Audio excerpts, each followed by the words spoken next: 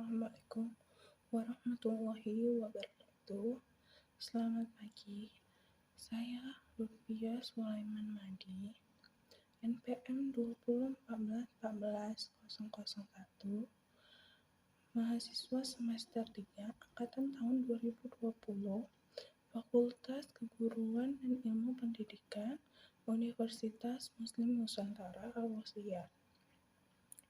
Di sini saya membuat video ini untuk memenuhi tugas praktik mata kuliah layanan BK2.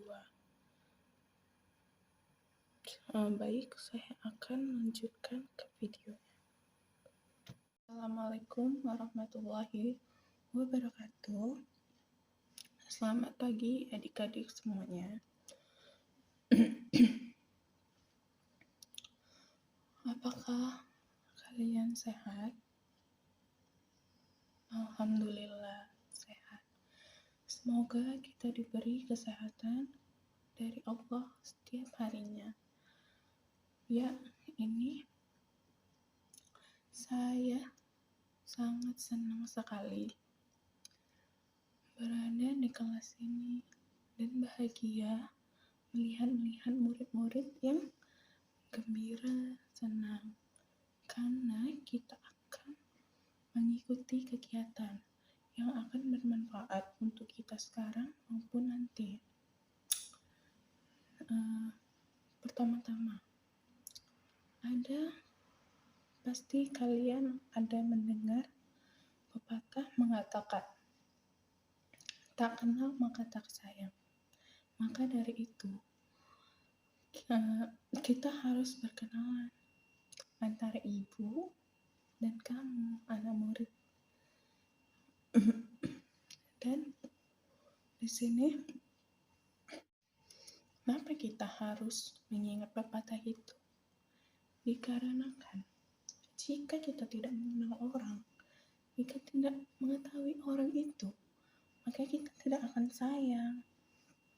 Justru itu kita harus mengenal satu sama lain. Untuk itu, Ibu di sini akan memperkenalkan diri Ibu. Perkenalkan, nama Ibu itu Lutfia Sulaiman Madi. Ibu mahasiswa semester 3 di Universitas Muslim Nusantara Al-Wasliyah, Fakultas Keguruan dan Ilmu Pendidikan, jurusan bimbingan dan konseling. Di sini kita akan melakukan kegiatan bimbingan dan konseling, yaitu layanan bimbingan konseling. Layanan bimbingan konseling itu terdiri dari 7. Tapi kita di sini akan membahas salah satu layanan bimbingan konseling, yaitu layanan informasi. Apakah ada dari kalian yang tahu layanan informasi itu apa sebelum saya menjelaskannya?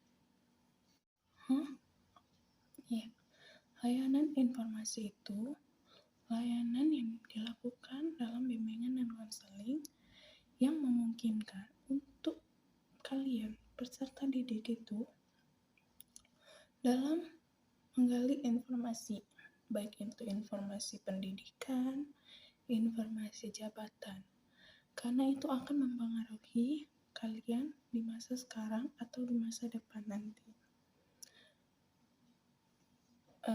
Mengapa sih layanan informasi itu digunakan? Apakah ada yang tahu? Kenapa layanan informasi ini diadakan? Ya, menurut Winka itu, mengapa layanan informasi itu digunakan? Karena untuk membekali kalian, para siswa, dengan pengetahuan tentang data, fakta di bidang pendidikan sekolah, bidang pekerjaan, dan bidang perkembangan pribadi dan sosial. Supaya kalian itu belajar tentang lingkungan hidupnya, lingkungan hidup kalian agar lebih mampu merencanakan kehidupan kalian itu sendiri. Apakah sudah mengerti? Baik, layanan informasi itu baik untuk menyelesaikan masalah, pemecahan masalah dalam yang dihadapi kalian, yaitu para pendidik, para peserta didik. Dari sinilah kita bisa mengetahui solusi tentang masalah kalian melalui layanan informasi. Sebenarnya sih layanan apapun tergantung apa masalahnya. Pasti adik-adik sekalian pasti masih pada bingung kita sebenarnya mau membahas apa. Baik, di sini itu kita akan membahas kepekaan diri dan sosial dalam layanan informasi. Baik, sebelum kita memulai kegiatan ini, lebih baiknya kita berdoa masing-masing agar kegiatan ini dilancarkan oleh Allah Subhanahu wa Ta'ala. Doa dimulai. Berdoa selesai. Baik adik-adik sekalian, topik yang akan kita bahas dalam kegiatan sekarang ini yaitu tentang kepekaan diri dan sosial. Sebelum itu, apakah kalian ada yang tahu kepekaan diri dan sosial itu? Silakan acungkan tangannya. Kepekaan diri dan sosial itu adalah kemampuan untuk merasakan dan mengamati reaksi-reaksi yang terjadi di lingkungan sekitar kita, serta perubahan orang lain yang ditunjukkan baik secara verbal dan non-verbal.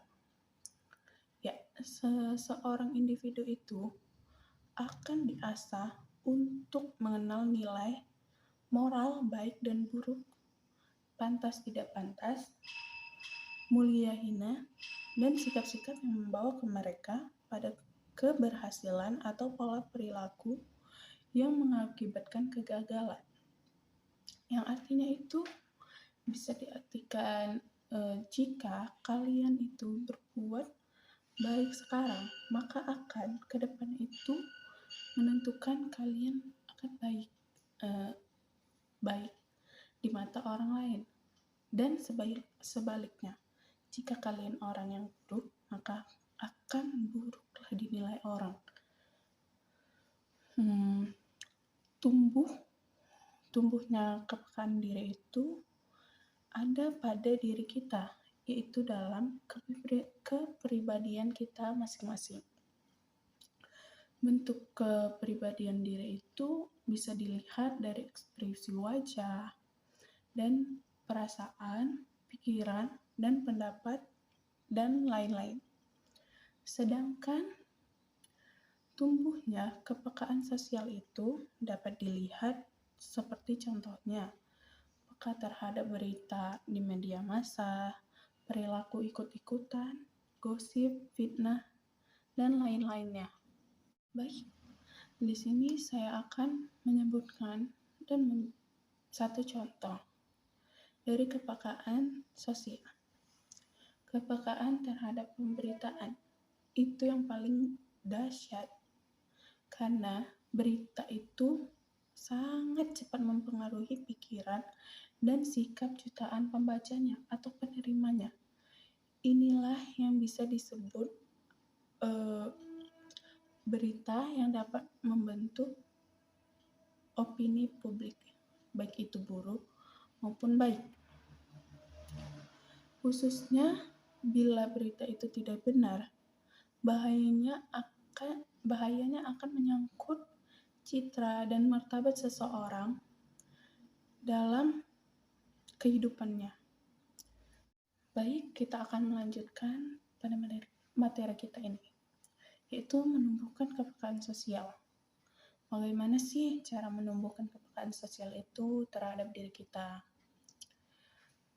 sehingga kita menjadi orang pribadi yang lebih asik, lebih friendly untuk diajak bergaul oleh siapapun. Yang pertama itu menyadari bahwa kita tidak bisa hidup sendiri. Di situ karena orang yang terlalu hidup sendiri itu, dalam kesendirian itu tidak baik, karena dia tidak mau berbaur dengan orang di sekitarnya, dan juga dia tidak mau berkumpul bersama dengan orang-orang di lingkungannya. Contohnya, di tiap ada kegiatan bersama, orang ini akan cenderung tidak mau hadir. Karena dia tidak mau keramaian, dia suka sendirian. Karena itu, dalam membangun kepekaan sosial itu, kita harus keluar dan dalam kesendirian itu, dan masuklah ke kehidupan bersama dengan orang lain yang ada di lingkunganmu. Ya, itu ya. Yang kedua itu bergaul dengan sebanyak-banyaknya orang. Di sini itu perjumpaan dengan banyak orang akan membuat kita makin mudah mengetahui perbedaan karakter antara satu sama lain. Ya. Di sini Tuhan itu menciptakan kita itu dengan keunikannya masing-masing. Maupun kita kembar identik, itu pun memiliki perbedaan satu sama lain. Karena itulah kita itu harus membiasakan diri kita untuk bergaul dengan banyak orang. Karena hal itu bisa mengasah kemampuan kita untuk melihat masing-masing karakter yang ada di dalam pribadi mereka. Yang ketiga itu memperhatikan dan memperbaiki cara bicara. Di sini cara bicara itu sangat penting ya dalam kehidupan kita sehari-hari, karena itu kita memperhatikan dalam hidup bersama orang lain di sekitar kita, dalam cara berbicara kita. Banyak orang yang dalam kehidupan sehari-harinya itu berselisih, bertengkar, karena bicaranya yang tidak menunjukkan kepekaan terhadap orang-orang yang ada di sekitarnya.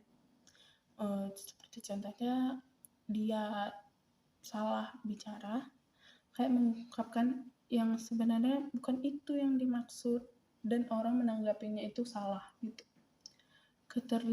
Contohnya itu kayak keterlibatan kita di dalam organisasi. Di situ kita akan mengasah diri kita untuk memiliki kepekaan dalam mengutarakan ide dan pendapat, sehingga kita tidak melukai orang yang ada di sekitar kita. Keterlibatan ini juga akan membuat kita mampu mengenali cara berpikir dan cara bicara orang lain, sehingga banyak kemampuan yang akan kita tahu untuk mengenal orang lain yang ada di sekitar kita. Lanjut, yang keempat itu keterlibatan dalam kegiatan sosial. Di sini kegiatan sosial itu umumnya kegiatan yang sering dilakukan oleh banyak orang pada masa sekarang. Maka itu kegiatan ini biasanya dilakukan dengan berbagai macam bentuk. Misalnya aja kunjungan ke panti asuhan, ke panti jompo, pengumpulan dana untuk bencana-bencana, dan lain-lainnya. Disitulah Anda mengambil peran sesuai dengan kemampuan Anda. Kegiatan ini merupakan kegiatan positif yang akan mengasah kepekaan terhadap orang-orang yang sedang membutuhkan di pertolongan di sekitar Anda. Yang kelima itu mengembangkan empati. Empati itu merupakan kemampuan untuk merasakan dan memahami perasaan orang lain, yang kuncinya itu untuk memahami perasaan orang lain adalah mampu membaca pesan nonverbal seperti nada bicara kita, gerak-gerik kita, ekspresi wajah kita, dan lain-lain. Disinilah seseorang yang memiliki kemampuan ini pasti akan lebih pandai menyesuaikan diri dan lebih cepat mudah bergaul. Empati ini dapat kita kembangkan apabila kita membiasakan diri untuk bergaul dengan orang lain dan mengamati orang-orang tersebut yang ada di sekitar kita. Yang keenam itu berperilaku prososial. Perilaku prososial itu adalah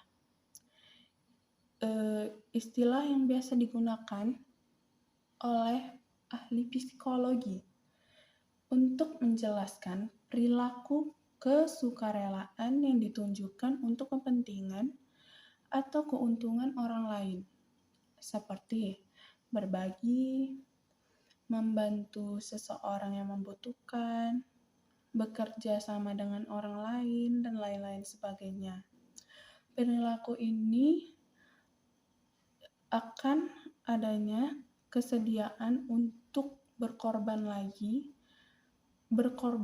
bagi orang lain dan menghargai orang lain satu sama lain.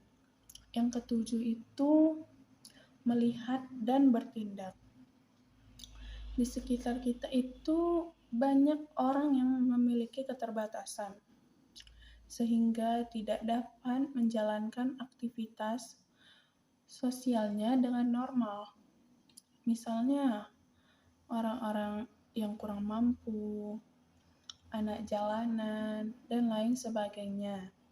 Mereka membutuhkan perhatian lebih dan pertolongan yang nyata dalam kesukarelaan kita. Orang-orang yang memiliki kepekaan sosial adalah orang yang pada saat melihat orang lain kesusahan dalam kondisi yang tidak hanya dalam kondisi yang susah, mereka tidak hanya akan berhenti pada memandang orang itu, melainkan mereka akan melakukan tindakan seperti membantunya, berdoa untuk orang itu, dan lain sebagainya. Baik, lanjut ya. Melatih kepekaan diri.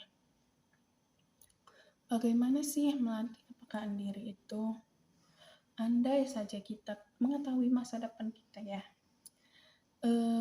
Jika kita mengetahuinya itu akan sangat sederhana sekali bagi kita. Melatih kepekaan diri itu bisa dilihat dari kita sekarang ini. Misalnya, kalau kita baik sekarang, itu pasti akan masa depannya akan baik. Jika kita berbuat licik, itu pasti akan begitu pula lah kita ke depannya. Maka di sini itu latihlah kepekaan diri kita itu menjadi lebih baik. Dari sekarang ini kita harus melatihnya. Karena segala yang akan kita lakukan itu akan kembali kepada kita. Jika perbuatan kita itu baik, akan menjadi buah kebaikan. Tidak sekarang, mungkin nanti. Jika kita berbuat buruk, maka halnya sama. Kita akan pasti berbuat keburukan pula. Maka, oleh karena itu, kewajiban kita itu hanya dua, yaitu pertama, serius mencari, yang kedua, dan menemukan kekurangan diri kita. Yang kedua itu mengembangkan terus kemampuan kita supaya mampu berbuat lebih baik. Karena kemuliaan seseorang itu dapat dilihat dari tingkat manfaatnya orang tersebut bagi orang lain. Baik, itu saja yang bisa Ibu sampaikan pada pertemuan kita kali ini. Lalu di sini adik-adik semua membuat kelompok mendiskusikan materi yang Ibu berikan pada layanan pada hari ini. Silakan buat, lalu Ibu berikan waktu sekitar 10 menit untuk mendiskusikannya. Baik.